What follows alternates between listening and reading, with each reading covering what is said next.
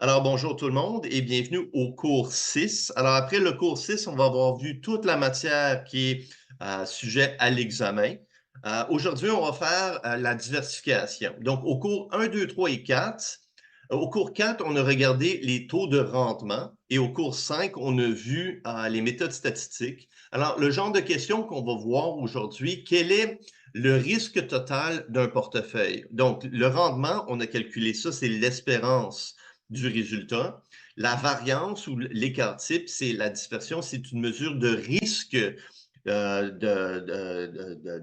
actif. Mais maintenant, on va regarder un portefeuille qui détient plusieurs titres. Alors, si j'ai un titre, j'ai le portefeuille qui est 100% le risque de ce un titre. Sauf que si j'ai plusieurs titres dans mon portefeuille et les titres ne sont pas parfaitement corrélés entre elles, je vais avoir des bénéfices de diversification, ce qui veut dire que le risque total de mon portefeuille va baisser, mais il y a un risque minimum que je ne peux pas éliminer, qui est le risque du marché global. Donc, un exemple, si j'investis dans un fonds d'index. Un fonds d'index, c'est tout simplement un portefeuille que quelqu'un d'autre a créé. C'est comme un fonds mutuel. Et j'ai un portefeuille qui détient tous les titres qui sont à la bourse. Alors, un bon exemple de ça, c'est le S&P 500. Alors, si j'ai un fonds d'index sur le SPY, alors si j'ai un fonds d'index avec le SPY, j'ai un portefeuille qui est investi dans 500 titres dans le marché. Mais c'est les 500 plus gros titres du marché. Il y en a un autre qui s'appelle le Wilshire 7000, qui est les 7000 titres qui sont à la bourse de New York. Donc, là, tu as vraiment un portefeuille qui est diversifié. Tu en as au Canada aussi, sur le TSX. Alors, des fonds d'index, c'est tout simplement des portefeuilles qui sont vraiment diversifiés. Mais vu que les titres entre elles ne sont pas parfaitement corrélés, je vais avoir des bénéfices. Le risque total va être réduit, sauf que je ne peux pas éliminer le risque du marché en général. Alors, il y a deux types de risques. Un risque qui est spécifique à la compagnie et un risque qui est spécifique au marché. Un exemple d'un portefeuille qui n'a pas de bénéfice de diversification, si j'achète la Banque de Montréal, TD, CIBC, Scotiabank et Banque Royale. Alors, les 5 titres sont quasiment parfaitement corrélés entre elles. Je vais avoir très peu de bénéfices de diversification. Si à la place, j'ai BMO, je ne sais pas, j'ai Couche-Tard, j'ai IBM, j'ai Walmart et j'ai ExxonMobil, là, je vais avoir des bénéfices de diversification. Il se peut qu'un de mes 5 titres a plus de risques que les autres, mais c'est juste 20% de mon portefeuille. Et si j'ai une industrie qui va mal, comme en ce moment, on parle que ça va être le tech qui va aller mal en 2025. Si le tech va mal, mon IBM peut-être il va être affecté, mais mes 4 autres titres ne vont pas être affectés. Alors, je veux dire, les marchés fonctionnent avec cycle. Alors, si j'ai plusieurs titres, puis j'ai un titre qui fait banqueroute, si j'ai 500 titres dans mon portefeuille, ben, je veux dire, ça, un titre, je ne vais pas vraiment le sentir que si j'avais juste un titre dans mon portefeuille. Alors, si en 2000, tu aurais acheté 100% de ton portefeuille en Apple, tu te sentirais intelligent maintenant, mais tu aurais pris tellement de risques parce qu'en 2000, la compagnie qui était cool, c'était pas Apple. La compagnie qui était cool en 2000, c'est Enron. Puis en 2002, elle n'existait plus. Donc, je veux dire, tu prends beaucoup trop de risques en ayant juste un titre. Il y a le risque que tout ton portefeuille s'évapore. Et c'est ce qu'on va voir aujourd'hui. Donc, pour ceci, on va revisiter certains termes. Alors, RF, c'est le taux sans risque, Risk-Free Rate of Return. C'est généralement le rendement des bons du Trésor du Canada. C'est généralement le taux d'inflation. Et c'est historiquement, à long terme, le taux d'inflation est aux alentours de 3. C'est plus ou moins ce qu'on va supposer. RM, c'est le rendement du marché. Alors, c'est un portefeuille qui est diversifié. Si tu as le fonds d'index du SPY ou si tu as le fonds d'index du Wilshire 7000, je veux dire, ou le Russell 3000, qui sont des fonds d'index très populaires, c'est des portefeuilles qui sont diversifiés. À long terme, tu vas faire du 8 à 10. Maintenant, à court terme ou à moyen terme, peut-être que tu peux faire du plus 25. Je veux dire, le S&P 500, en 2022 et 2025, on fait 25 et 35. Cependant, en 2022, le S&P 500 a chuté de 15-20. Je veux dire, à court terme, court moyen terme, ça peut monter, ça peut baisser, ça peut rester flat. Mais à long terme, assumez que vous allez faire du 8 à 10. Alors, sur 25 ans, vous assumez que vous allez faire du 8 à du 10. Mais c'est sujet à des cycles, c'est sujet à des bulles.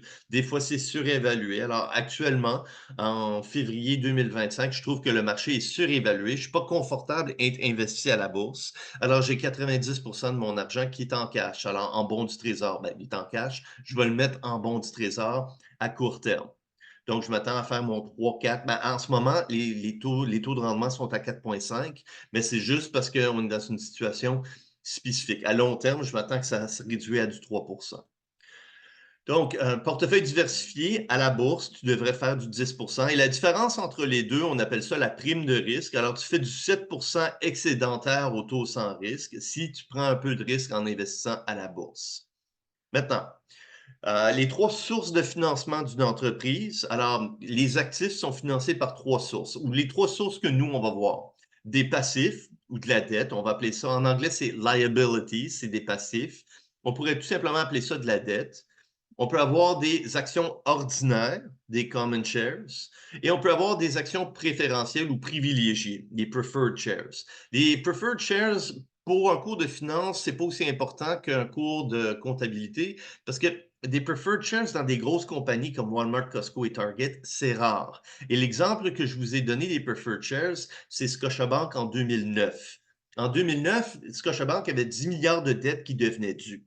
Mais c'était la crise hypothécaire et tout fonctionnait mal aux États-Unis dans le marché hypothécaire. Donc, 10 milliards de dettes, il n'y avait personne qui voulait prêter 10 milliards de dettes à une banque. Donc, elle ne pouvait pas emprunter à des taux respectables. Elle pouvait émettre des actions, mais deux choses. Un, le prix de l'action canadienne avait chuté de 50%. Toutes les banques canadiennes ont perdu 50% de leur valeur, même si on n'était pas affecté par la crise. Ils ont quand même perdu 50% de leur valeur. Et deux, tu aurais un effet de dilution, les actionnaires existants n'aimeraient pas ça. Donc, qu'est-ce qu'ils ont fait? Ils ont émis un preferred share 10 ans au taux d'intérêt de 4, 5, 6 le taux à ce moment-là.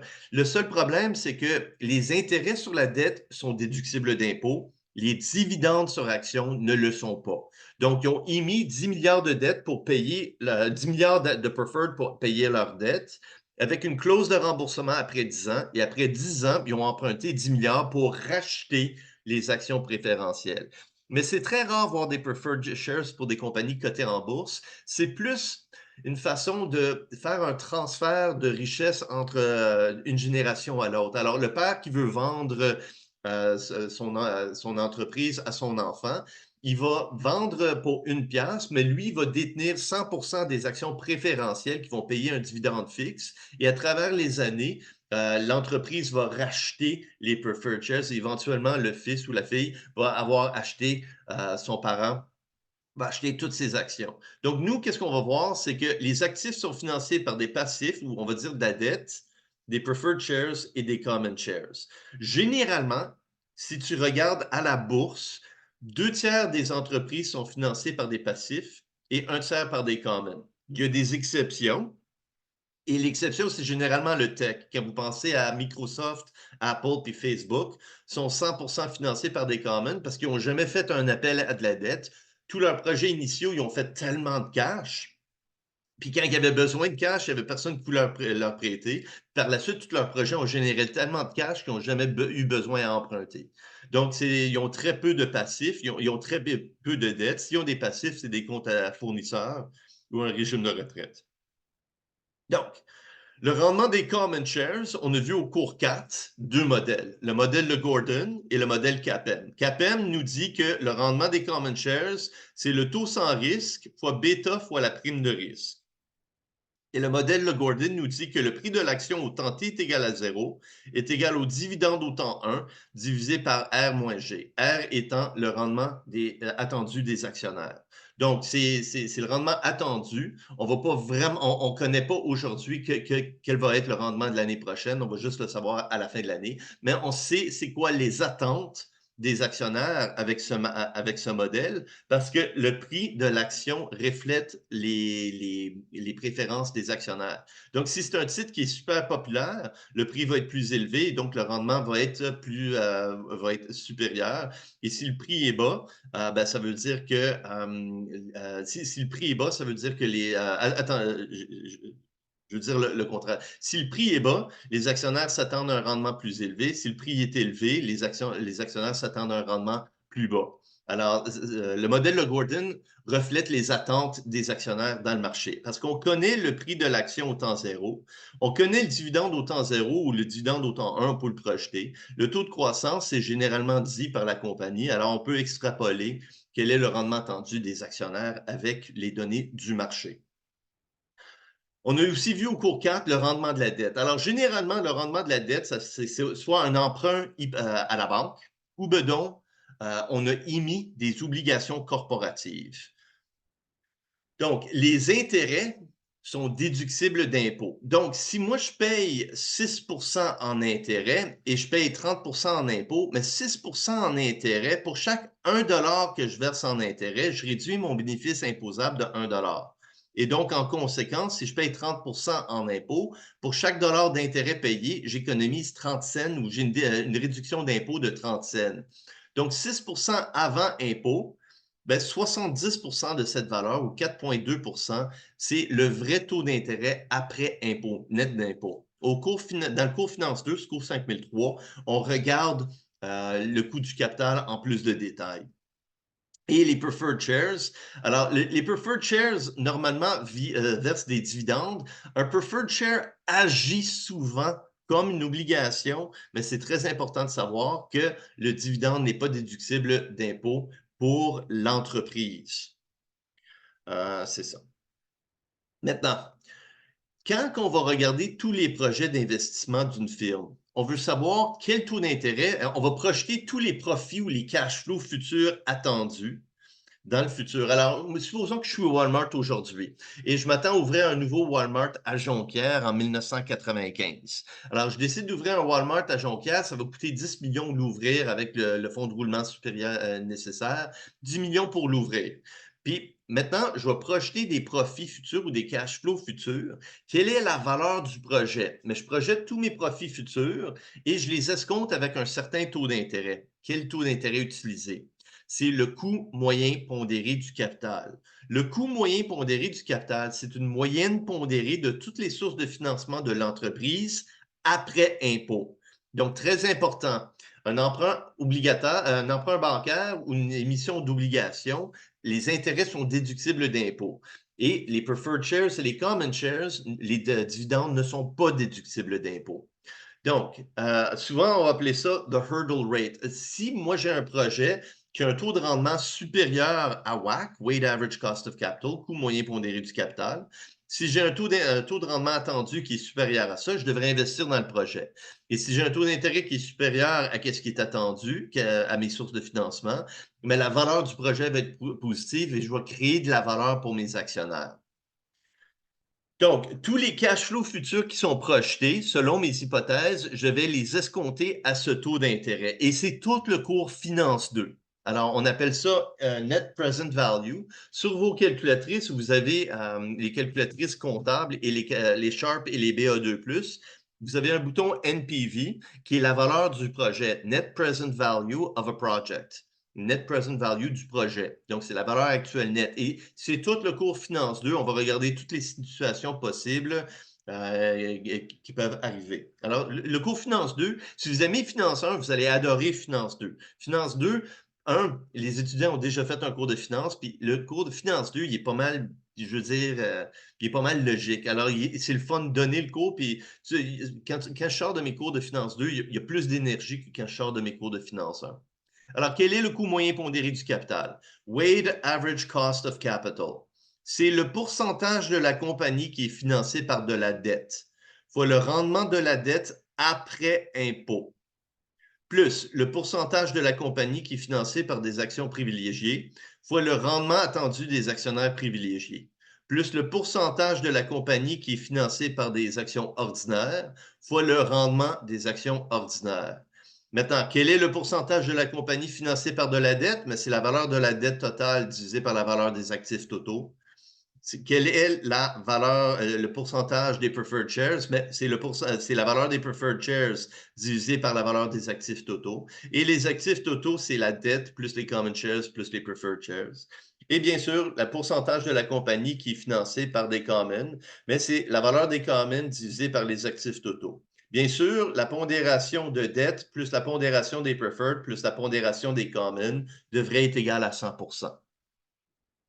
Donc, supposons que j'ai un portefeuille qui est composé de deux actifs. J'ai X et j'ai Y.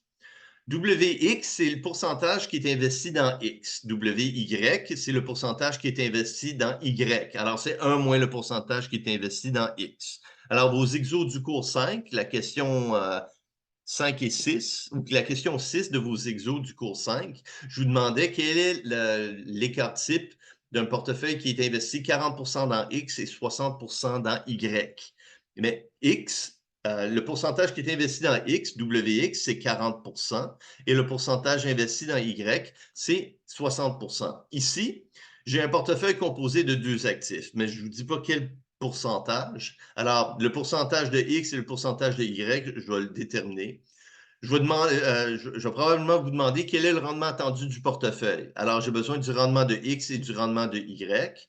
Et le rendement du portefeuille, mais c'est tout simplement le pourcentage qui est investi dans X fois le rendement de X, plus le pourcentage qui est investi dans Y fois le rendement de Y. Le pourcentage investi dans Y, vu que j'ai juste deux actifs, ben c'est 1 moins le pourcentage investi dans X. Donc, par la suite, je vais vous demander quelle est la variance ou l'écart type d'un portefeuille qui est 40% X, 60% Y. Donc, j'ai besoin de savoir le risque de X, soit l'écart type ou la variance de X, le risque de Y, écart type ou variance. Et je vais probablement avoir besoin de la covariance entre X et Y. Souvent, à un examen, je vais vous donner la corrélation, et à partir de la corrélation et l'écart type de X et de Y, vous êtes capable de calculer la covariance.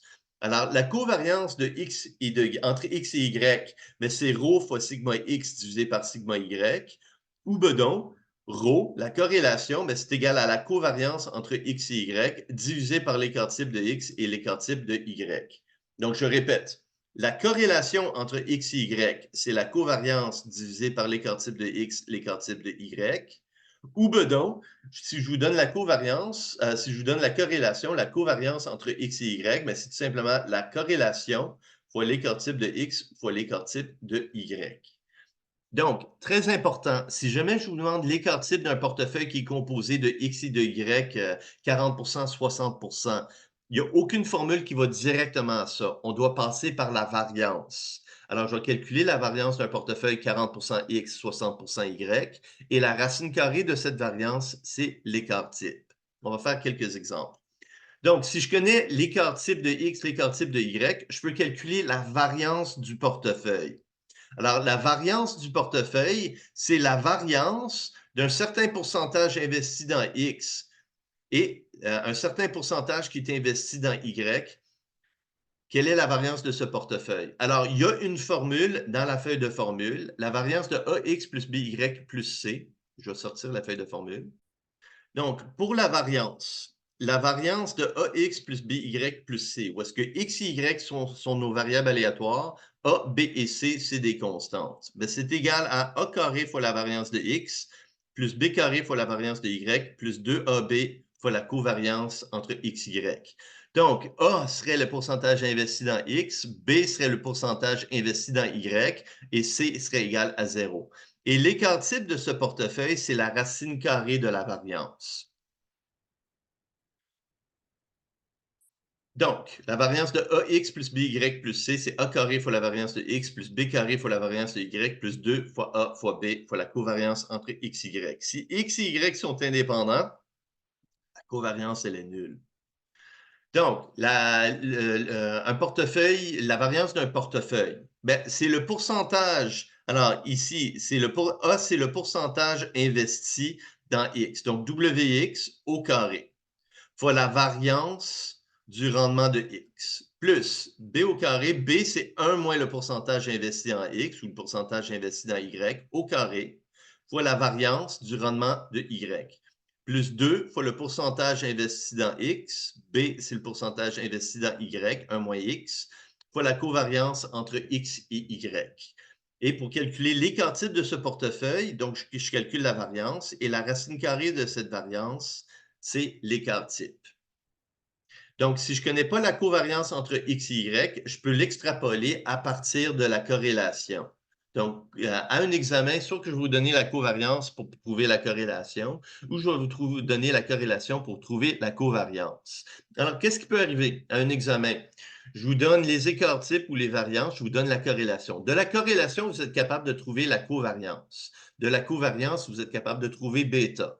De bêta, vous êtes capable de trouver le rendement des actionnaires. Et du rendement des actionnaires, avec le modèle de Gordon, vous pouvez trouver le prix de l'action.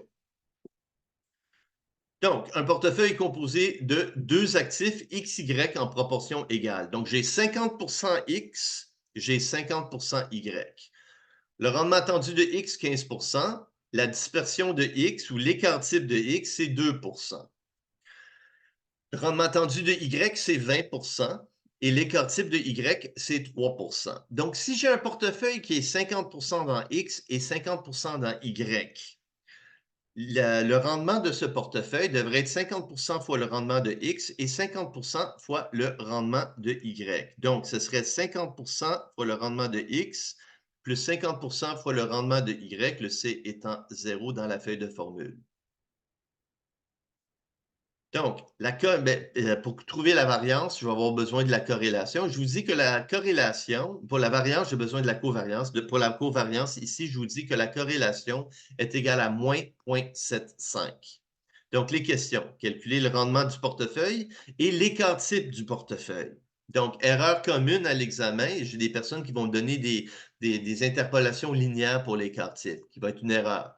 Pour le rendement attendu, c'est une interpolation linéaire. Alors, j'ai 50% qui est investi dans X, j'ai 50% qui est investi dans Y. Donc, la somme des deux, ça me donne 100%. Le rendement, mon portefeuille, c'est 50% X plus 50% Y. Donc, l'espérance du portefeuille, c'est l'espérance de 0,5X plus 0,5Y. Encore une fois, si je regarde la feuille de formule, c'est l'espérance de 0,5X plus 0,5Y plus 0. Donc, c'est 0,5 fois l'espérance de X plus 0,5 fois l'espérance de Y plus 0. Donc, 0,5 fois l'espérance de X, 15%. J'ai 50% de mon portefeuille qui va faire du 15% et j'ai 50% de mon portefeuille qui va faire du 20%. Et donc, le portefeuille est égal à 17,5%. Alors, j'ai la moitié de mon portefeuille qui fait 15, j'ai la moitié de mon portefeuille qui fait 20, où on s'attend à du 15, on s'attend à du 20. Donc, j'ai 50-50, donc le point milieu, 17,5%. Maintenant, si je reviens à l'énoncé, je veux dire, le portefeuille 50% X, 50% Y. Le rendement du portefeuille, c'est 50% X, 50% Y. À un examen, j'ai souvent des étudiants qui vont dire 50% du risque de X plus 50% du risque de Y. Mais vu que le risque dépend de comment est-ce que les deux interagissent entre eux, c'est une erreur. Donc, ça se peut que ça arrive. On va voir une situation où est-ce que ça arrive, mais c'est un cas unique où est-ce que la corrélation est parfaite. Si la corrélation n'est pas parfaite, alors la corrélation n'est pas parfaitement positive, je devrais dire, ρ n'est pas égal à 1, on va voir des bénéfices de diversification. Alors, je vais avoir deux titres, mais cependant, le risque du portefeuille va être réduit. Alors, ce n'est pas le point de milieu pour le risque. Alors, pour l'espérance, j'ai 50-50, donc le point milieu, c'est le rendement attendu du portefeuille. Mais pour le risque, on va voir, j'ai un titre qui a 2% de risque et j'ai un titre qui a 3% de risque. Regardons qu'est-ce qui arrive quand la corrélation n'est pas parfaite. Donc, j'ai toujours un portefeuille qui est 50% X, 50% Y. Pour trouver l'écart type de ce portefeuille, je dois passer par la variance. Donc, je vais trouver la variance de 50% X, la variance de 50% X, 50% Y. Donc, A est égal à 0,5, B est égal à 0,5, C est égal à 0. Je connais déjà l'écart type de X et de Y, je peux calculer la variance et je vais devoir calculer la covariance à partir de la corrélation.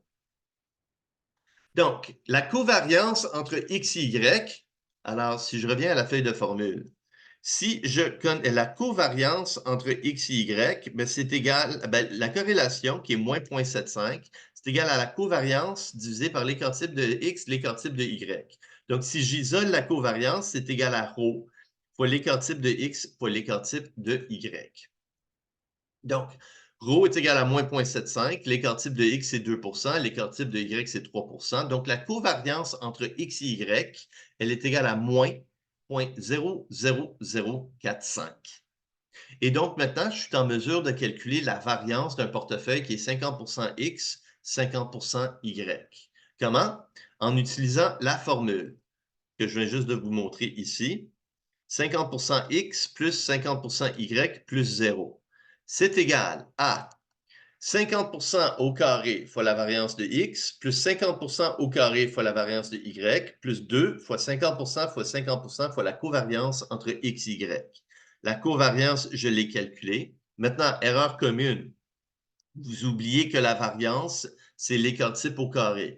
Donc, la variance de X, c'est 0,02 au carré. L'écart type, c'est 0,02. La variance, c'est 0,02 au carré. Donc, 0,5 au carré fois 0,02 au carré, plus 0,5 au carré fois 0,03 au carré, plus 2 fois 0,5 fois 0,5 fois la covariance entre x, y, moins 0,00045. Et donc, la variance totale du portefeuille 50% X, 50% Y, c'est égal à 0,0001. Si maintenant je regarde quel est l'écart type du portefeuille, l'écart type, c'est la racine carrée de la variance. Donc, la racine carrée de 0,0001, c'est 0,01.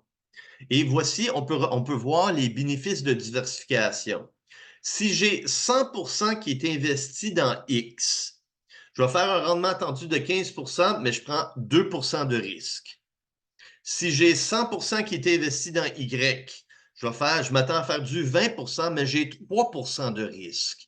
Mais si je prends 50-50 dans les deux, alors 100% X, j'ai 2% de risque, 100% Y, j'ai 3% de risque, mais si je prends 50-50, je vais voir 0,01 de risque, 1% de risque, dû au fait que la corrélation entre X et Y n'est pas parfaite. En fin de compte, on a une corrélation qui est négative, qui est relativement rare en réalité, mais qui est possible. Alors, quand j'ai une corrélation qui est négative, je vais avoir beaucoup de bénéfices de diversification. Alors, la diversification, c'est une élimination partielle du risque. Alors, je peux enlever, plus que j'ai des titres dans mon portefeuille, plus que les risques spécifiques à chacune des entreprises individuelles vont être mitigés ou éliminés. Alors, imaginez que j'ai les 500 compagnies qui sont dans le S&P 500. En fin de compte, il y en a 507. Si j'ai les 507 compagnies dans le S&P 500, alors si j'ai les 500 titres, j'ai un 500e dans chacun des titres. Alors, je veux dire, le risque qui est spécifique à chaque titre, il est relativement bas. Le risque que j'ai, qui me reste dans mon portefeuille, c'est le risque du marché total. En 2009, la bourse, elle a chuté de 50%. Même des compagnies comme Apple, qui faisait fureur en 2009, tout le monde parlait de Apple en 2009. Même Apple a vu le prix de son titre baisser de 10, 15, 20%. Je veux dire, il y a certains titres qui ont été frappés plus dur, comme les banques aux États-Unis, qui ont perdu 90%. Mais en 2009, 2007 à 2009, la bourse elle a chuté de 50%. Ce risque, tu ne peux pas l'enlever. En 2025, on trouve que le marché est surévalué en ce moment. Moi, personnellement, je ne suis pas confortable à être investi à la bourse. Je ne pense pas qu'on va avoir un crash de 50% dans les 2 prochaines années, mais je pense que les 10 prochaines années, on va avoir une décennie où est-ce qu'on va avoir des rendements qui sont légèrement inférieurs à ce qu'on a vu les 10 dernières années. Pourquoi? Tous les prix sont élevés. Donc, je veux dire, on ne peut pas persister à du 10. On a fait du 25 et du 35% les 2 dernières années. Ça ne peut pas persister, ça. Tous les titres sont dispendieux. Et pourquoi est-ce que je trouve que c'est dispendieux? On va voir ça au cours 8. C'est le cours bénéfice, price to earnings. Bien, ça, c'est pour l'examen final, pas pour l'examen intra. Donc, tous les risques qui sont individuels aux compagnies. Une compagnie, elle a 2 risques avec son titre. Le risque qui est spécifique à la compagnie et le risque du marché global. Donc, si tu es Apple en 2007, ton titre, je pense qu'à l'époque, était à 200 $. Je veux dire, la bourse, elle a chuté de 50 jusqu'à de mai 2007 à mars 2009. La bourse, elle a chuté de 50 mais Apple a vu son titre quand même baisser à 20 malgré le fait qu'elle faisait des profits énormes. Tu avais le iPod, le iPad, le iTunes, le iPhone, ben, c'est ça, toutes les iMac, tout ce qui était i quelque chose sortait à ce moment-là, puis c'était la compagnie cool. Et si tu aurais investi en 2009, je veux dire, tu serais heureux aujourd'hui. Alors, si tu as un titre, tu as aucun bénéfice de diversification. Si tu as 2 titres, puis c'est pas des corrélations parfaites, tu vas avoir quelques bénéfices de diversification. Mais plus que tu as des titres, plus que le risque spécifique à chaque compagnie, il va se faire éliminer par une autre compagnie. Pourquoi? Parce que, je veux dire, si moi j'ai une compagnie de croissance, Air Canada et Exxon. Si le prix du pétrole augmente, ben Air Canada, leurs billets sont déjà tous vendus, ils vont voir leur profit baisser, mais Exxon va voir leur profit augmenter. Le risque de un est partiellement éliminé par l'autre. Je veux dire, un peut monter plus que l'autre peut baisser, mais ils viennent s'éliminer. Et plus que j'ai des titres dans mon portefeuille, quand on dit qu'on a un portefeuille diversifié, quand on a 30 titres, alors quelqu'un qui a vu la loi normale dans leur cours de stats, quand vous avez 30 titres dans votre portefeuille, vous avez beaucoup de bénéfices de diversification.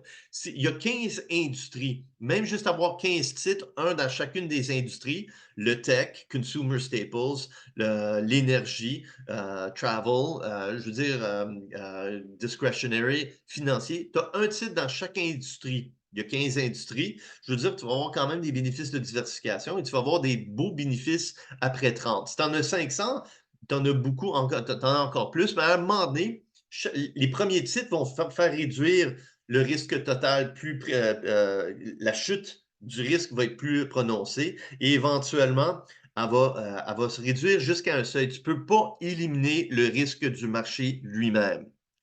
Donc, le risque du marché ne s'élimine pas. Le risque du marché, tu ne peux pas le diversifier.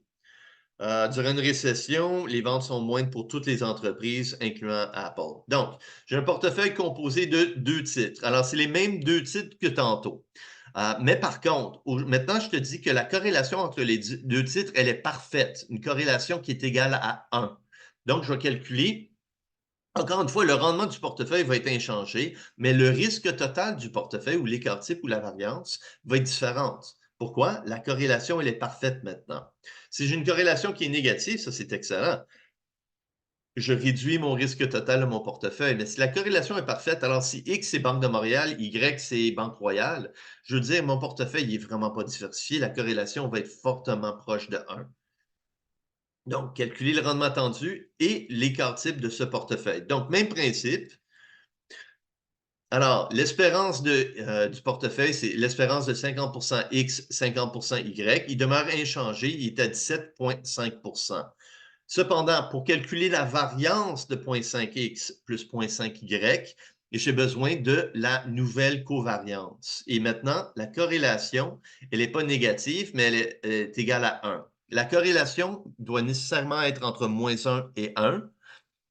1, c'est une corrélation qui est parfaite. Ça veut dire que tout le mouvement de X peut être expliqué par Y et tout le mouvement de Y peut être expliqué par X. Ça ne veut pas dire que X implique Y ou Y implique X, mais les deux bougent ensemble. Je veux dire, si Walmart, si BMO et Banque Royale, ils bougent dans la même direction. Ce n'est pas à cause de BMO que Banque Royale a fait quelque chose ou vice-versa. C'est le système financier qui bouge. Alors, mais X, si je vois que BMO a augmenté de 20 je peux assumer que Banque Royale a augmenté lui aussi de 20 ou aux alentours proportionnellement. Donc, la variance du portefeuille, maintenant, encore une fois, c'est 50 X, 50 Y. Donc, 50 au carré fois la variance de X. 50 au carré fois la variance de Y, plus 2 fois 50 fois 50 fois la nouvelle covariance. Et donc, la variance de ce portefeuille est égale à 0,000625. Maintenant, si je calcule la racine carrée de la variance, ça me donne 0,025. Et 0,025, j'ai 20 pour X d'écart type, j'ai 30 pour Y d'écart type. Alors, 0,025, 2,5 c'est le point milieu. c'est équivalent à 50% du risque de X et 50% du risque de Y. Pourquoi? J'ai aucun bénéfice de diversification car la corrélation ρ est égale à 1. Donc, la corrélation, elle est parfaite, positivement parfaite. Et donc, j'ai aucun bénéfice de diversification. Ici, c'est comme avoir BMO et Banque Royale. XY, c'est BMO puis Banque Royale. Tandis que tantôt, avec une corrélation de moins 0,75, c'est BMO avec Microsoft. Je veux dire, un peut bouger dans un sens et l'autre peut bouger dans l'autre sens. Ou plutôt Air Canada et ExxonMobil. Exxon étant la grosse compagnie de pétrole américaine.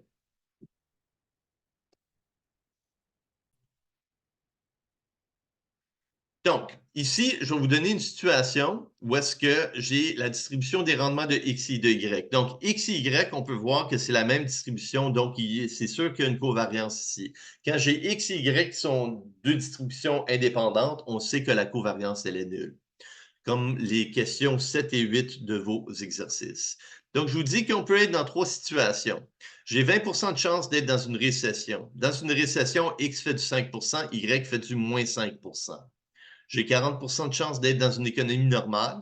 Quand dans une économie normale, X fait du 10%, Y fait du 10%. Et j'ai 40% de chance d'être dans un boom économique. Quand je suis dans un boom, X fait du 20%, Y fait du 30%. Donc, on peut voir que quand X augmente, Y a tendance à augmenter. Donc, ils ont tendance à bouger dans le même sens. Donc, la covariance et la corrélation a de l'air d'être positive. J'ai 50% investi dans X, 50% investi dans Y. Donc, X, Y, on est investi en proportion égale. Quel est l'écart type de ce portefeuille? Donc, je vais calculer l'espérance de X, je vais calculer la variance de X et je vais calculer l'écart type de X. En exercice, vous devriez refaire ce calcul. Maintenant, je vous pousse directement à la réponse. Par la suite, l'espérance de Y, c'est du 15%. La variance de X, c'est 0,018 et l'écart type de Y, c'est 13,4%, 0,134. Par la suite, je vais calculer la covariance entre X et Y. Donc, je vais prendre chacune des trois scénarios. Je vais prendre X moins sa moyenne. Alors, la moyenne qui est calculée. Je vais prendre Y moins sa moyenne fois 20%.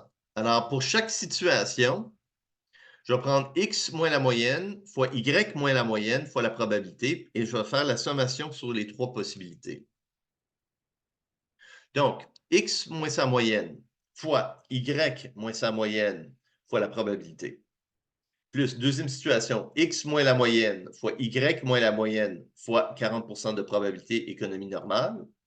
Plus, 40% de chance d'avoir un boom. Donc, X moins la moyenne fois Y moins la moyenne fois la probabilité d'une économie en boom. Et donc, la covariance entre X et Y, 0,008. Je ne sais pas si c'est un chiffre qui est énorme ou petit, je sais juste qu'il est positif. Alors, ça a l'air que X et Y bougent dans le même sens. Prochaine étape, je pourrais calculer l'espérance de 50% X, 50% Y. J'aurais un portefeuille que je m'attends à faire du 14%. Mais ce serait une question beaucoup trop facile pour une question d'examen. Quelle est la variance et l'écart type de ce portefeuille? Donc, je vais calculer la corrélation entre X et Y. La corrélation entre X et Y, ben, c'est tout simplement la covariance divisée par l'écart type de X, l'écart type de Y. Donc, j'ai une corrélation de 0,995. Donc, j'ai une corrélation qui est très proche de 1, même si jamais vous trouvez ça dans la vraie vie, je dirais que c'est du 1. Ça, c'est BMO et Banque Royale. Je veux dire, c'est fortement corrélé. Donc, je vais avoir très peu de bénéfices de diversification. La variance du portefeuille, la variance de 50% X, 50% Y. Donc, c'est 0,5 au carré fois la variance de X, plus 0,5 au carré fois la variance de Y, plus 2 fois 0,5 fois 0,5 fois la covariance entre X et Y. Et donc, ça me donne une variance qui est égale à 0,0094.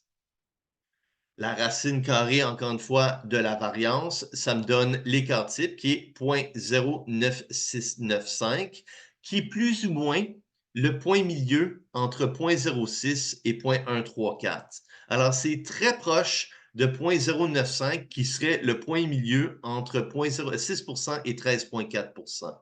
Donc, si je prends 6 fois 0,5 et 13,4 fois 0,5, si j'avais une corrélation parfaite, j'aurais un écart type de 0,097. Vous voyez que j'élimine très peu de risques avec ce portefeuille parce que X et Y sont fortement corrélés. Alors, imaginez deux banques canadiennes. Généralement, si on a deux actions dans des industries séparées, comme je sais, Air Canada qui est dans le transport et BMO qui est le financier, je veux dire, les corrélations, tu vas voir une corrélation qui est quand même là à cause du marché global, mais la corrélation serait proche de 0,2 ou 0,3. Donc, si tu as un portefeuille qui est 50% Air Canada, 50% BMO, tu vas voir des bénéfices de diversification.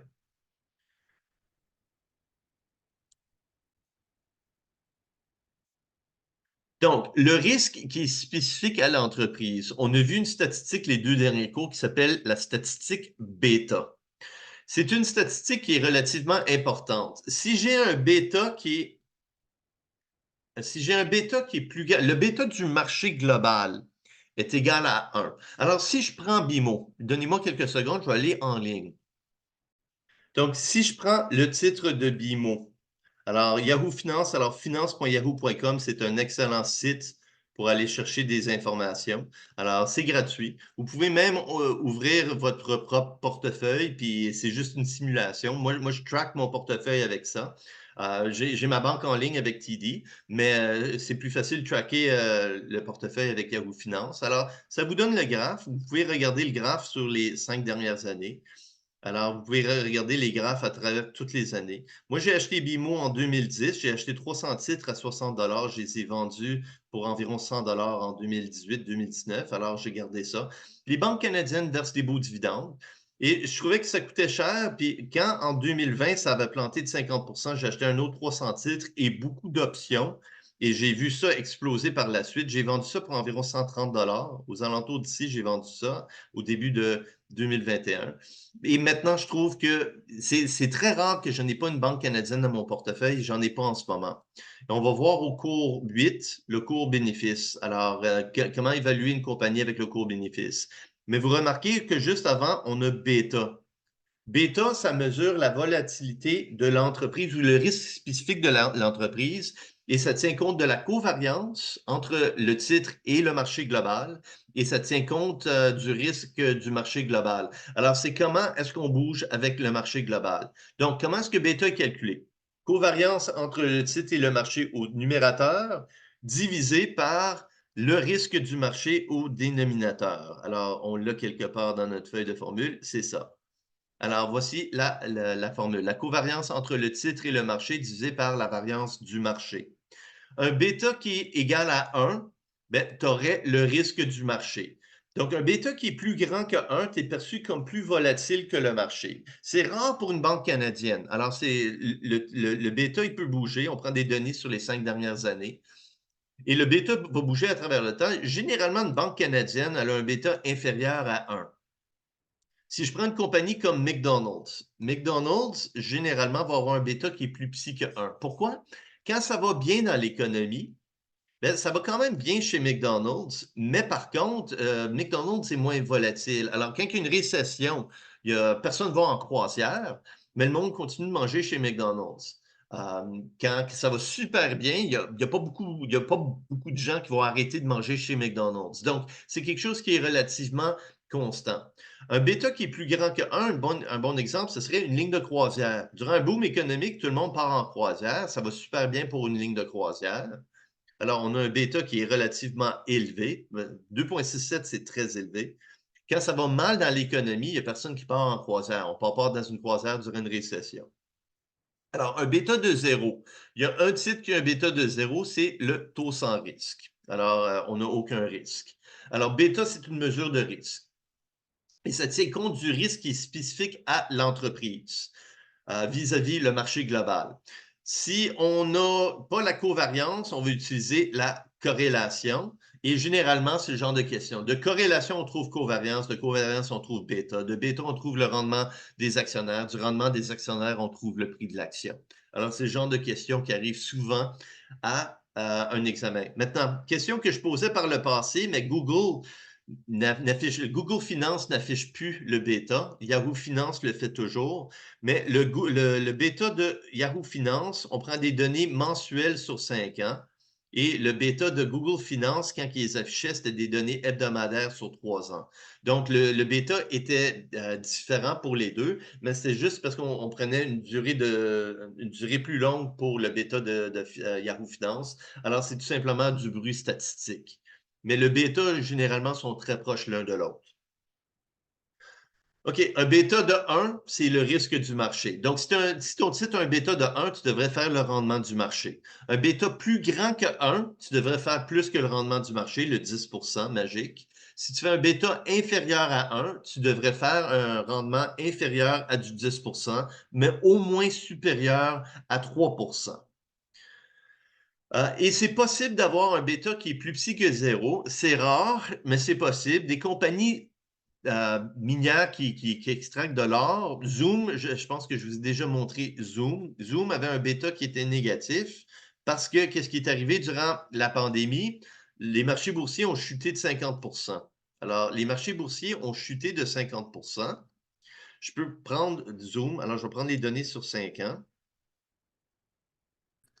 Donc, qu'est-ce qui est arrivé en 2000? Je veux dire, Zoom et qu'est-ce qui est en rose? C'est le S&P 500, c'est le marché global. On était en pandémie. Alors, en 2020, en mars 2020, la bourse, elle a chuté de 50%, mais tout le monde était en ligne, on était en lockdown, donc tout le monde avait pris Zoom. Donc, Zoom a explosé de 800%.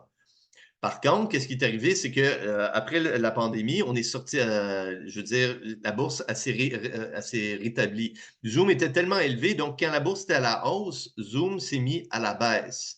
On peut voir maintenant que la bourse, elle a continué de grimper les 4 années suivantes et Zoom est revenu à son point de départ. Donc, quand la bourse est à la hausse, Zoom a tendance à être à la baisse. Et quand Zoom est à la hausse, le marché a tendance à être à la baisse. Et c'est pour ça que le bêta de Zoom est négatif. Donc, c'est une mesure de risque. Comment est-ce que le titre bouge vis-à-vis le marché en général? Donc, c'est possible d'avoir un bêta qui est plus petit que 0. Quand la bourse est à la hausse, généralement, le prix de l'or est à la baisse et l'or est à la hausse, qui est une autre raison pour que le monde pense que la bourse va être à la baisse l'année prochaine. Donc, si je reviens à Yahoo Finance, en haut à droite, ici, vous avez l'or qui est à quasiment 3000 $. Donc, l'or qui est en train d'exploser la dernière année parce qu'on pense que la bourse va chuter, puis il y a des gens qui veulent se protéger. Donc, l'or a tendance à bouger en sens inverse à la bourse. En 2010, je me souviens, tout le monde se garochait à l'or. Puis par la suite, de 2010 à 2020, le prix de l'or a baissé, puis la bourse n'a fait que grimper. OK, maintenant, le modèle CAPEB qu'on a vu, il y a des hypothèses sous-jacentes à ce modèle. Et la plupart des hypothèses sont logiques. Il y en a une qui est de la vraie foutaise, et c'est pour ça que le modèle CAPEM, si je prends le modèle avec le rendement attendu des actionnaires et je compare ça avec la réalité, qu'est-ce qui s'est réellement produit à la bourse? La corrélation entre les deux est aux alentours de 0,2, qui est une corrélation qui est relativement faible. Oui, le modèle CAPEM est capable de nous aider à prédire un peu le rendement attendu des titres, mais le problème, c'est qu'il y a une corrélation pas mal faible. Alors, pourquoi est-ce qu'on utilise CAPEM? C'est le meilleur modèle qu'on a. Et il y a un gros problème avec CAPEM, et c'est dans les hypothèses. Alors, les hypothèses de CAPEM nous disent qu'il n'y a pas de coût de transaction. Ça veut dire que tu peux acheter ou vendre un titre et ça ne va rien te coûter. Et ça, c'est plus ou moins vrai. Je pourrais acheter 10 000 titres. Moi, dans mon portefeuille, j'ai acheté plusieurs titres. Je peux vous dire ceci. Alors, j'ai acheté plusieurs titres dans mon portefeuille, les titres qui me restent dans mon portefeuille. J'ai une compagnie dans mon portefeuille en date du 10 février qui s'appelle Gear. J'en ai acheté 20 000. Mes coûts de transaction, 10 $. Alors, je les ai achetés à un prix moyen de 66, alors ils sont un peu en baisse. Ils payent un dividende constant, mais j'ai acheté 20 000 actions avec des coûts de transaction de 10 $. Je peux dire que mes coûts de transaction sont nuls. Chaque action, 10 $ divisé par 20 000, c'est 1/20 de 1 cent par action. Alors, je peux dire que CAPEM, les coûts de transaction sont nuls. Et c'est vrai, acheter ou vendre des actions aujourd'hui, c'est tellement facile. Tu pèses un bouton, ça te coûte quasiment rien. Il n'y a pas de taxes. Même dans un monde avec des taxes, il y a un autre modèle qui existe, le modèle Modigliani-Miller, qui tient compte des taxes. Alors, le modèle continue de fonctionner. Ce n'est pas les taxes qui vont affecter les rendements. Les investisseurs sont averses au risque. Ça veut dire, si je prends plus de risques, je m'attends à avoir plus de rendement. Oui, ça, c'est logique. Les investisseurs ont le même horizon temporel. OK, lui, c'est de la vraie foutaise, mais c'est pas lui qui vient nous boguer. Ça veut dire qu'un day trader et un régime de retraite, leur vue à long terme est la même. C'est pas vrai. Un régime de retraite va être en vigueur pour les 25 prochaines années. Un day trader, à 4 heures, il a fermé sa position. À 4 heures, c'est long terme pour un day trader. Alors, c'est quelqu'un qui transige la bourse au jour le jour. Quand vous voyez des personnes avec 5 écrans, dans la salle des marchés, il y a comme 4 écrans. Ces personnes-là, c'est des day traders généralement. Les investisseurs contrôlent le risque par la diversification, mais c'est tout le cours d'aujourd'hui. Alors oui, ça c'est vrai. Les investisseurs peuvent prêter ou emprunter de l'argent au taux sans risque. Ça, c'est vrai. Je peux faire une vente à découvert ou je peux acheter des bons du Trésor. Alors, si j'achète des bons du Trésor, je prête de l'argent au gouvernement et je peux aussi faire une vente à découvert. Alors, avec mon compte d'investissement avec ma banque, avec des limites, bien sûr, j'ai besoin de collatéral, mais je peux vendre aujourd'hui des obligations d'épargne du Canada. Je devrais payer par contre si je vends ces obligations à découvert, je dois payer tous les intérêts. Donc, c'est comme si j'emprunte de l'argent au taux sans risque. Lui, il fonctionne. Maintenant, celui qui ne fonctionne pas, c'est le suivant. Tous les investisseurs considèrent chaque action selon leurs aspects rendement-risque. Ça dit que les humains, c'est du monde rationnel. Et ça, c'est de la vraie foutaise. Alors, si je fais juste dire faux mots, vous savez tout de suite qu'est-ce que ça veut dire. Fear of missing out. Quand Walmart a un Black Friday où est-ce que tout est à 50%, tout le monde se garoche chez Walmart. Si Walmart disait le lendemain, on va doubler les prix, mais juste pour un jour, il n'y aurait personne chez Walmart. Par contre, la bourse, c'est le contraire. Si Walmart est à rabais à 50%, comme en mars 2020, il n'y a personne qui veut toucher à la bourse. Et quand la bourse est comme aujourd'hui, la bourse est à 2 fois le prix, le prix est super élevé, tout le monde veut acheter des titres. Alors, ça, c'est le problème avec la bourse, c'est que les gens ne sont pas rationnels. Et CAPEM assume que le modèle, c'est tout simplement une conclusion d'actes logiques pour acheter ou vendre. Et les gens sont pas rationnels. Alors, en mars 2020, moi, j'avais la plupart de mon argent, c'est ligne de côté, un peu comme en ce moment. Et en mars 2020, la bourse, elle a chuté de 50%. Il n'y avait personne qui voulait acheter à la bourse. Puis moi, je criais à mes étudiants, j'ai jamais vu une situation qui me disait, je me suis garoché à la bourse, j'ai mis tout mon argent, j'ai même emprunté de l'argent supplémentaire pour être investi dans la bourse. J'ai acheté des options, on va faire les options courses. J'ai acheté des calls sur BMO, sur Scotiabank, sur Carnival, sur Air Canada. J'ai acheté plein de titres et j'ai même emprunté pour acheter des titres et pour acheter des options. Et j'ai eu un rendement de 80% en 2020-2021. Alors, j'ai jamais vu une situation où est-ce que je voulais plus être investi à la bourse. Un peu le contraire de ce que je ressens en février 2025, parce que je me sens vraiment pas confortable à être à la bourse. J'ai tout mon argent, ces lignes de côté. Mais maintenant, la plupart des gens en 2020 voulaient pas, vendaient leur titre en 2020. Moi, j'étais l'acheteur. Et en 2023-2024, tout le monde se garochait dans le crypto. 2021, c'est un bon exemple. Tout le monde se garochait dans le crypto, le GameStop, le AMC. Je veux dire, il n'y avait aucune logique derrière ça. Alors, le modèle CAPEM assume qu'on est tous des gens rationnels.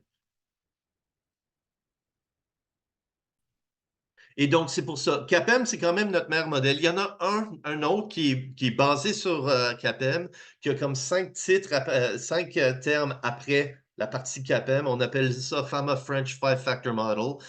Mais ça, c'est vraiment plus complexe. Et même ça, on a un peu plus de précision, mais la corrélation part de 0,2 à 0,25. Je veux dire, on ajoute plein de termes après notre modèle CAPEM, mais la précision, je veux dire, on a une formule qui va de ça à ça. Puis, je veux dire, ça parle un peu de la liquidité, ça parle de la grosseur de l'entreprise et ça parle de la performance passée, mais ça ajoute pas beaucoup. Nous, pour l'examen, on va juste se concentrer sur CAPEM. Maintenant, voici qu'est-ce qui va arriver. Tous les points qui sont ici, je veux que vous imaginez, il y a 7000 titres à la bourse aux États-Unis. Et vous pouvez acheter dans n'importe quelle proportion, n'importe quel titre à la bourse aux États-Unis. Donc, tu peux acheter 100% dans le titre A, 100% dans le titre B ou n'importe quelle combinaison possible des 7000 titres. Nous, qu'est-ce qu'on va faire? Pour chacun des points qui sont ici, c'est un portefeuille. Alors, tous les portefeuilles qui sont à la bourse, on a toutes les possibilités. Et par la suite, après qu'on a toutes ces possibilités, on va assumer, on pourrait avoir une infinité en réalité, on va en créer 1 million. Et on va faire ça avec Excel. Pour chacun de ces portefeuilles, on va évaluer le rendement attendu du portefeuille et l'écart type ou le risque de chacun portefeuille. Donc, qu'est-ce que je vais faire en abscisse? Je vais mettre tous les portefeuilles en ordre croissant de risque, de 0 à l'infini. Et en ordonnée, je vais mettre le rendement attendu de chaque portefeuille. Et qu'est-ce qui arrive? Alors, ça, c'est si je prends ce titre ici, je vais prendre le titre qui est ici. Ça, c'est 50% Apple, 25% IBM, 25% BMO. Ça, c'est 10% Exxon, 50% Air Canada, 40% Target. Ça, c'est le titre qui est 50% Costco, 25% IBM, puis un autre 20% qui est Carnival Cruise Lines. Alors, pour chacun de ces portefeuilles, je vais établir quel est le risque et quel est le rendement, et je vais mettre ça dans une matrice XY.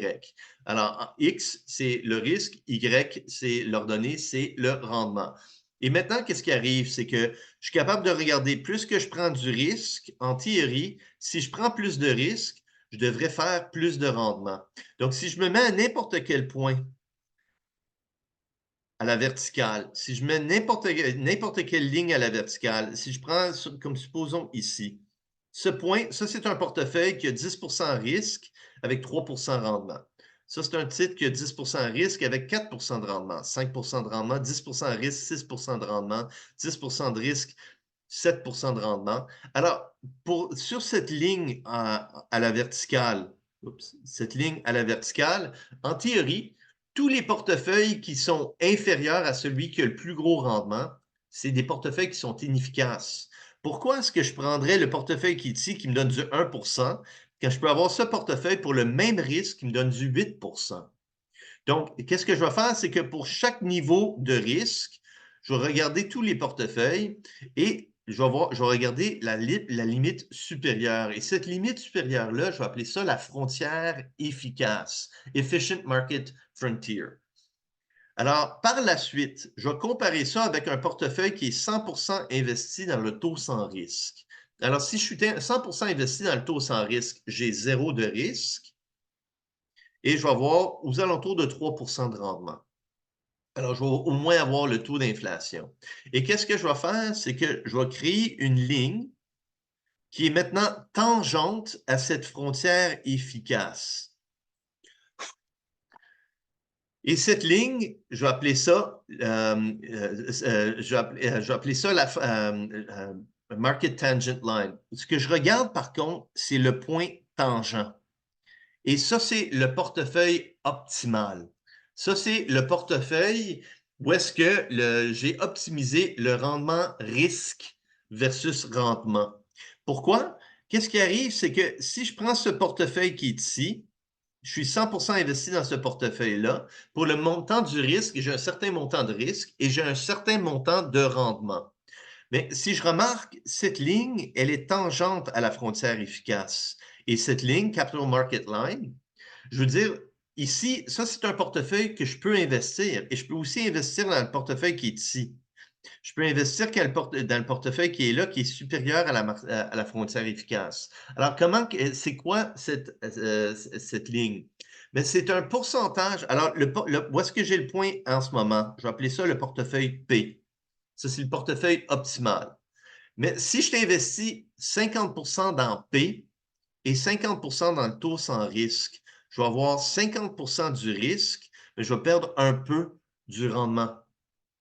Le portefeuille alors ça, c'est 100% P. Ce portefeuille ici, il existe aussi. Tous ces portefeuilles existent. Ça, c'est un portefeuille qui est investi dans P en empruntant au taux sans risque. Donc, 100% P, j'ai risque versus rendement. 50% P, risque versus rendement. Ici, j'ai 150 investi dans P en empruntant 50 au taux sans risque. Alors, j'ai plus de rendement que n'importe lequel des portefeuilles qui sont ici en dessous de la frontière efficace. Donc, même la frontière efficace, le seul portefeuille qui nous intéresse, c'est lui. Je vais prendre un portefeuille diversifié P, lui, et je vais combiner ça avec le taux sans risque. Si j'investis dans le taux sans risque, le reste qui est investi dans P, voici où est-ce que je me trouve. Ici, si j'ai plus que 100 investi dans P en empruntant au taux sans risque. Alors, je peux avoir, ici, c'est le portefeuille qui est, je ne sais pas, 100 investi dans Apple avec un rendement attendu. Et ici, ça, c'est un portefeuille qui est 200 investi dans le portefeuille P en empruntant 100 au taux sans risque. Donc, tous ces portefeuilles qui sont sur cette ligne-là devraient être les seuls investissements que je fais. À l'idéal, si je veux un portefeuille diversifié, je vais prendre le S&P 500, qui est le portefeuille P optimal. Donc, un exemple. Le rendement attendu de la Bourse de Toronto est de 14 le rendement du marché. Le bêta du titre est de 1,5. Donc, je devrais au moins faire plus que du 14 Les bons du Trésor payent du 4 le taux sans risque. Quel est le rendement attendu du titre? Et si la variance du titre est de 0,01, quel est le rendement et la variance d'un portefeuille qui est 70 investi dans le titre et 30 en bons du Trésor? Alors, qu'est-ce que je suis en train de vous demander? Si je suis 70 qui est investi dans le titre et 30 dans les bons du Trésor. Alors, je vais avoir une grosse partie du risque qui va être éliminée. Alors, une grosse partie du risque qui va être éliminée, mais une légère partie du rendement qui, lui aussi, va être éliminé. Mais le ratio risque-rendement va peut-être être plus attrayant. Donc, quel est le rendement attendu du titre? Alors, c'est égal au taux sans risque, 4 plus bêta fois la prime de risque. Donc, le marché donne du 14, le taux sans risque donne du 4. 10 c'est la prime de risque. Alors, je m'attends à faire 15 de plus que le taux sans risque. Le titre, je m'attends à faire du 19 4 sans risque, mais vu que je prends plus de risques, je fais du 19 pour me compenser pour le risque. Alors, si j'avais un bêta égal à 1, je devrais faire du 14 vu que mon bêta est plus grand que 1, je devrais faire plus que du 19 quelle est l'espérance d'un portefeuille qui est 70 investi dans le titre et 30 investi dans le taux sans risque? Donc, j'ai 70 de mon portefeuille qui va faire du 19 et j'ai 30 de mon portefeuille qui s'attend à faire du 4 Donc, je vais faire 14,5 Mais pourquoi me prendre moins de rendement? C'est ce que je vous explique. Ici, si je prends le portefeuille qui est ici, j'ai un certain niveau de risque et je vais faire du 19 Mais si je suis 70 investi dans le titre et 30 dans le taux sans risque, j'ai éliminé toute cette partie-là de risque pour une perte de 4,5 de rendement. Mais j'ai éliminé beaucoup du risque. Quel est le risque qui a été éliminé? Donc, je veux savoir quelle est la variance d'un portefeuille qui est 70 investi dans le titre ou le common share et 30 qui est investi dans le taux sans risque. Alors, ça devient encore une fois notre formule de variance, celle-ci. Oups, celle-ci. Alors, la variance de 70 l'action et 30 le taux sans risque plus 0. Donc, c'est 70 au carré fois la variance de l'action, plus 30 au carré fois la variance du taux sans risque, plus 2 fois 0,7 fois 0,3 fois la covariance entre le titre et le taux sans risque. Maintenant, la variance du taux sans risque, c'est le risque du taux sans risque. Quelle est la variance du taux sans risque? C'est 0. Et la covariance, c'est comment est-ce que X et Y ils bougent ensemble, ou le titre et le taux sans risque ils bougent ensemble. Mais quoi qu'il arrive, le taux sans risque ne va pas bouger. Donc, quoi qu'il arrive, la covariance entre le titre et le taux sans risque va être de 0. Donc, la variance d'un portefeuille qui est 70 le titre, ça va être 0,7 au carré fois la variance du titre, plus 0,3 au carré fois le risque du taux sans risque. La variance ou l'écart type, c'est une mesure de risque. Donc, la variance du taux sans risque, plus 2 fois 0,7 fois 0,3 fois la covariance entre le titre et le taux sans risque. Quoi qu'arrive au titre, le taux sans risque va pas bouger, il va vous donner du 4%. Et donc, la covariance, elle est nulle. Et donc, la variance d'un portefeuille 70% titres, 30% bons du trésor, va avoir une variance de 0,0049.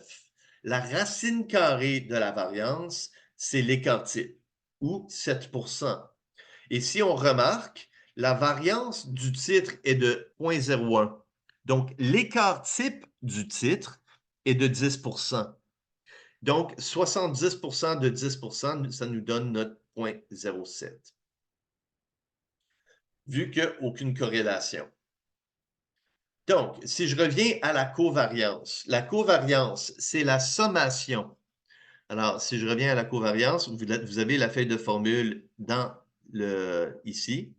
Alors, pour chaque possibilité de X et de Y, alors sur X, Y, j'ai un certain nombre de couples, X, Y. Pour chacun de ces couples, je vais faire la sommation des X moins la moyenne de X fois Y moins la moyenne de Y fois la probabilité de X et de Y pour chacune des possibilités. Si la covariance est égale à 0, ben, si c'est indépendant, la covariance est égale à 0. Donc, la corrélation, ben, c'est cette covariance divisée par l'écart type du premier et l'écart type du deuxième. Donc, la corrélation entre le titre et le marché, c'est la covariance entre le titre et le marché divisée par l'écart type du titre et l'écart type du marché. Le bêta du titre, c'est le même numérateur, mais au dénominateur, on a la variance du marché. Alors, si je reviens au bêta, le bêta qui est ici, c'est la covariance entre le titre et le marché divisé au dénominateur par la variance du marché. La corrélation, c'est la covariance entre les deux titres divisé par l'écart type du premier et l'écart type du deuxième. Donc, si je vous donne la corrélation entre le titre et le marché, c'est probablement pour trouver la covariance. Avec la covariance, vous êtes capable de trouver bêta. Et avec bêta, vous êtes capable de trouver le rendement du titre. Et par la suite, avec le rendement du titre, vous êtes capable de calculer le prix de l'action. Donc, bêta est égal à la covariance entre le titre et le marché divisé par la variance du marché. Et donc, c'est le genre de question, probablement certain que vous avez au moins une question de ce genre à l'examen. Donc, un exemple récapitulatif. Walmart en 2014, les actifs totaux de Walmart, 180 billions. 2 tiers de la compagnie financée par des passifs avec un taux moyen de 5%. Maintenant, Walmart a 10 ou 15 passifs différents, des comptes à payer, des salaires à payer, toutes les à payer. Nous, on va prendre tous les passifs, on va les mettre ensemble et je vais vous donner un taux d'intérêt. Donc, 5%, c'est la moyenne de tous les passifs. Les intérêts sur les passifs sont déductibles d'impôts. Donc, 2 tiers, c'est financé par du 5% déductible d'impôts. Et 60 billion, alors 1 tiers de la compagnie est financée par des common shares. Le prix d'une action de Walmart en 2014, c'était de 68 $ et son bêta est égal à 0,42. C'est toutes des vraies données de Walmart en 2014. Le rendement attendu du marché est de 10%, taux d'inflation de 3%, alors le taux sans risque. L'écart type du rendement de Walmart est de 0,4 et l'écart type du rendement du marché de 0,5. Walmart payera un dividende dans un an de 1,70. Donc, c'est la formule ici. Quand vous voyez dividende, payera dans un an le dividende de 1 $. Si je vous dis que Walmart vient tout juste de payer un dividende de X, le dividende dans une période doit être indexé d'une période de croissance. Walmart, l'écart type et l'écart type du marché, Walmart payera un dividende de 1,70. Walmart est taxé à du 4%. Donc, est-ce que je vous dis quel est le taux de croissance? Donc, j'ai besoin du taux de croissance un peu plus tard. Walmart est taxé à du 40%. Donc, le taux corporatif de Walmart, quand vous allez calculer le coût moyen pondéré du capital, qui, en passant, n'est pas dans la feuille de formule. Pourquoi? Je veux que vous teniez compte de la déductibilité d'impôt pour la dette, mais elle n'est pas dans la feuille de formule parce que c'est tout le cours Finance 2. Donc, c'est une formule que vous devez plus ou moins apprendre par cœur. Donc, un examen sur deux, vous avez une question sur WACC. Donc, vous devez savoir la logique derrière le calcul. Donc, quelles sont les questions? Quel est le rendement attendu des actionnaires de Walmart? Quelle est la covariance entre Walmart et le marché? Et quel est le coefficient de corrélation entre Walmart et le marché? Donc, le rendement attendu de Walmart, c'est égal au taux sans risque plus bêta fois la différence entre le rendement du marché et le taux sans risque. Donc, le bêta, il est donné. rendement du marché est attendu à du 10 Donc, pour investir dans Walmart, je veux au moins faire du 3 qui est le rendement des bons du trésor, plus 42 de la différence entre le rendement du marché et le 3 7 on appelle ça la prime de risque. Donc, vu que le bêta de Walmart est inférieur à 1, je suis satisfait avec un rendement inférieur au rendement du marché de 10 Si le bêta est plus grand que 1, je m'attends à un rendement de plus que 10 par la suite, par la suite, je veux savoir quel est le. Alors, on sait que le bêta est égal à 0,42. Il est donné. On vous donne l'écart type du marché qui est égal à 0,5. Donc, la variance du marché, c'est 0,5 au carré ou ben donc 0,25. Donc, covariance divisée par variance est égal à bêta. Donc, la covariance, elle est égale à bêta fois la variance de Walmart. Donc, bêta fois la variance de Walmart, ça nous donne notre covariance. Par la suite, on est en mesure de calculer la corrélation. La corrélation entre deux titres, c'est égal à la covariance divisé par l'écart type du premier et l'écart type du deuxième. Donc, la corrélation entre Walmart et le marché, c'est égal à la covariance entre Walmart et le marché, qu'on vient juste de calculer, divisé par l'écart type du marché, 0,5, divisé par l'écart type de Walmart, 0,4, qui est donné. Et donc, c'est égal à 0,525. Donc, le marché explique environ 52 du mouvement de Walmart. Donc, quand la bourse est à la hausse, Walmart a tendance à être à la hausse, mais la bourse explique environ 52 du mouvement de Walmart. Et vice-versa. Si Walmart est à la hausse de 10 la bourse, ben, elle devrait être aux alentours d'une hausse d'environ 10 mais je veux dire 52 de la hausse du marché va être expliquée par Walmart. Le reste, on va juste appeler ça du bruit. Donc, le prix d'une action selon le modèle de Gordon. Le prix d'une action, c'est égal à la valeur actuelle de tous les cash flows futurs. Pour une action, c'est la valeur actuelle de tous les dividendes. Donc, le modèle de Gordon, c'est une perpétuité qui est généralement en progression géométrique. Ça veut dire qu'on reçoit un dividende dans une période et chaque dividende subséquent va croître à un certain taux G. G peut être égal à 0. Donc, le modèle de Gordon, le prix d'une action, si G est égal à 0, c'est tout simplement le dividende divisé par le taux d'intérêt. Si le taux de croissance, et si le taux de croissance n'est pas nul, mais c'est tout simplement le dividende au temps 1 divisé par le taux d'intérêt moins le taux de croissance. Donc, le prix d'une action est égal à la valeur actuelle des dividendes. Alors, la valeur de tous les... c'est une perpétuité en progression géométrique et on a vu que toutes les perpétuités en progression géométrique, le modèle de Gordon, qui est ce modèle qui est ici, c'est une progression géométrique. Alors, c'est tout simplement une perpétuité en progression géométrique. C'est le cash flow au temps 1 divisé par le taux d'intérêt moins le taux de croissance. Donc, le prix d'une action au temps 0 est égal au dividende au temps 1 divisé par R moins G. Si on ne connaît pas le dividende au temps 1, on prend le dernier dividende et on le projette avec une période de croissance. Alors, le prix de l'action au temps 0, le dividende au temps 1. En passant, je vous rappelle, toutes les formules de perpétuité et toutes les formules de progression géométrique. Alors, dans la feuille de formule, on calcule aujourd'hui une valeur avec un paiement au temps t est égal à 1. On calcule la valeur au temps t est égal à 0 avec un premier paiement au temps t est égal à 1 pour toutes les perpétuités et toutes les progressions géométriques. Si on a un paiement supplémentaire demain, on va tout simplement séparer ça, on va calculer ça deux rentes. Une progression ou une perpétuité géométrique et un cash flow qui sera payé demain. Alors, on va tout simplement faire la somme de ces deux rentes, qui, en passant, c'est une des astuces dans je pense que c'est la première astuce dans la section astuces, tous les pièges qui reviennent à tous les examens.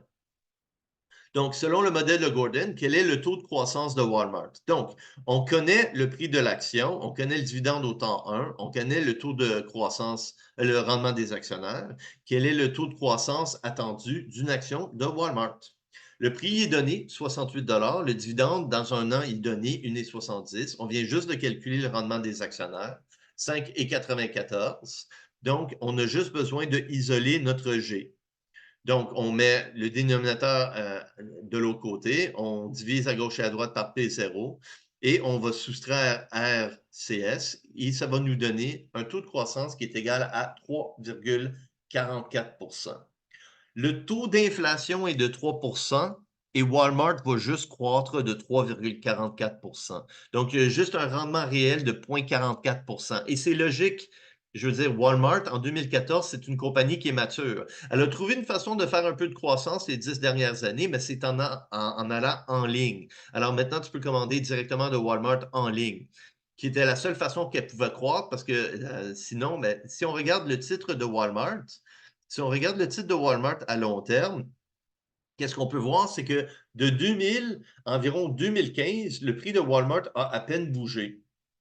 Mais de 2015 à 2025, il y a eu un blip durant la pandémie où est-ce que Walmart, le prix, elle a vraiment bougé à cause du en ligne. Tout le monde est allé en ligne en 2020. Donc, si je regarde en 2000, le prix de Walmart qui était à 23 $, le prix a à peine bougé entre 2000 et 2015. Je veux dire, jusqu'en 2015, le prix était toujours à 23 $. 15 années, ça n'a pas bougé. Pourquoi? Il y a 10 000 Walmart à travers le monde. Il n'y a pas d'opportunité de croissance. Walmart a essayé ça en Corée, elle a essayé ça en France. Ça n'a pas fonctionné. Donc, Walmart, ça fonctionne dans 4 pays. Canada, États-Unis, Mexique et Chine. Et même au Canada, quand ils ont ouvert à Jonquière, ils n'ont jamais vu un syndicat ouvrir aussi rapidement. Ils ont fermé le Walmart à Jonquière immédiatement. Mais entre 2015, alors il n'y avait pas d'opportunité de croissance en 2014, mais Walmart a eu beaucoup de croissance depuis. Et c'est toute la croissance qui vient du en ligne. Donc, toutes les ventes qui sont maintenant en ligne, alors c'est une façon pour Walmart de croître la compagnie. Donc, elle avait très peu d'opportunités. C'est pour ça. Le taux d'inflation est de 3% et Walmart, son taux de croissance était de 3,44. Donc, net d'inflation, elle avait quasiment zéro de croissance. Maintenant, au début du cours, on a vu le coût moyen pondéré du capital, Weighted Average Cost of Capital en anglais, WACC. Alors, je vais tout le temps dire WACC, CMPC, c'est laid. Alors, WACC, c'est le taux d'intérêt où est-ce qu'on va financer tous nos projets. C'est une moyenne pondérée de toutes les sources de financement après impôt de la firme. On a vu que 2 tiers de la compagnie étaient financés par de la dette et 1 tiers par des fonds propres. Donc, on va faire une moyenne pondérée 2 tiers, 1 tiers, mais net d'impôt. Donc, la compagnie, elle n'avait pas de preferred shares, donc 0, c'est la proportion qui est dans les preferred shares. La dette, les intérêts sont déductibles d'impôt. Les actions ordinaires et préférentielles, les dividendes ne le sont pas. Et le taux corporatif, ben, généralement, historiquement, imaginez quelqu'un au Canada qui est très riche, qui fait beaucoup d'argent. Un joueur de hockey pour le Canadien qui fait des millions. Il va payer pour chaque dollar qu'il fait de revenus, il va payer environ 50% en taxes, la moitié.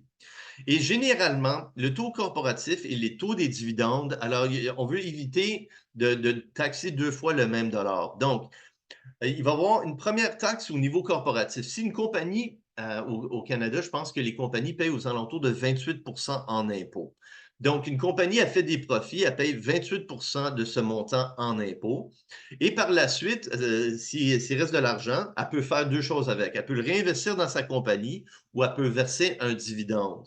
Donc, lorsqu'elle verse un dividende, 50% de ce dividende, ou maintenant c'est 2 tiers de ce dividende, c'est traité comme du revenu. Et donc, c'est taxé à un niveau moindre, justement parce qu'on ne veut pas taxer 2 fois le même dollar. Donc, on voudrait qu'au niveau corporatif, on paye du 26% et on voudrait payer aux alentours de 24% sur chaque dividende reçu parce qu'ensemble, ça va donner le même 50 $ qu'une personne à revenu élevé va payer en impôts. Alors, le taux corporatif au Canada, c'est aux alentours de 26% si je ne me trompe pas. Et le coût moyen pondéré du capital, c'est une moyenne pondérée de toutes les sources de financement de la firme. Donc, j'ai 2 tiers de la compagnie qui est financée par de la dette, si je ne me trompe pas, c'était du 5%. Mais ce 5% est avant impôt. Donc, pour chaque 1 $ que je vais payer en intérêt, je réduis mon bénéfice imposable de 1 $ et j'économise 26-28% en taxes. Plus, j'ai le pourcentage de la compagnie financée par des preferred. Walmart, c'est 0 fois le rendement des preferred, plus le pourcentage qui est financé par des common fois le rendement des common. Cette formule n'est pas dans la feuille de formule parce que c'est une formule qui est très importante qu'on va revisiter en finance, tout le cours finance 2, on va le voir en détail. Donc, le pourcentage financé par de la dette, plus le pourcentage financé par des preferred, plus le pourcentage financé par des common, devrait donner 100%. Alors, rendement de la dette, rendement des preferred, rendement des common shares. Alors, il n'y a pas de preferred, donc c'est pas pertinent. Mais on doit savoir, on a calculé le rendement des common, CAPM ou Gordon, et le rendement de la dette, mais généralement, c'est donné. Ou bedon, il se peut à un examen que je vous demande de calculer le rendement de la dette à partir d'une obligation. Donc, une firme peut avoir plusieurs sources de financement par de la dette. Alors, normalement, moi, je vais mettre toutes les dettes ensemble et je vais dire, ça, c'est la dette à du 5%. Mais il se peut que j'ai déjà par le passé demandé la question, quel est le coût du capital de la firme? La compagnie avait des common, elle avait des preferred, elle avait un emprunt bancaire et elle avait des obligations corporatives. Qu'est-ce qui est important, c'est que l'emprunt bancaire, les deux passifs, c'était déductible d'impôt. Donc, l'emprunt bancaire et l'obligation corporative. Donc, si elle a plusieurs sources de financement, on va tout simplement séparer toutes les pondérations. Au gros max, on aurait deux types de dettes. Quel est le coût moyen pondéré du capital de Walmart? Donc, j'ai 60 milliards du 180 milliards qui est financé par des commons. Un tiers de la compagnie est financé par des commons et les actionnaires s'attendent à du 5,94%. J'ai 0 preferred shares, donc on s'en fiche. Et j'ai 2 tiers de la compagnie, ou 120 milliards du 180 milliards, qui est financé par des passifs. Ici, j'ai mis tous les passifs ensemble et les passifs, on vous dit qu'en moyenne, c'est du 5%. Donc, les comptes fournisseurs, c'est comme un emprunt à du 0%. Je pourrais avoir 10 types d'obligations à tous des rendements différents, mais la moyenne pondérée de toutes les sources de financement, de tous les passifs, c'est 5%. Ce 5% est déductible d'impôt.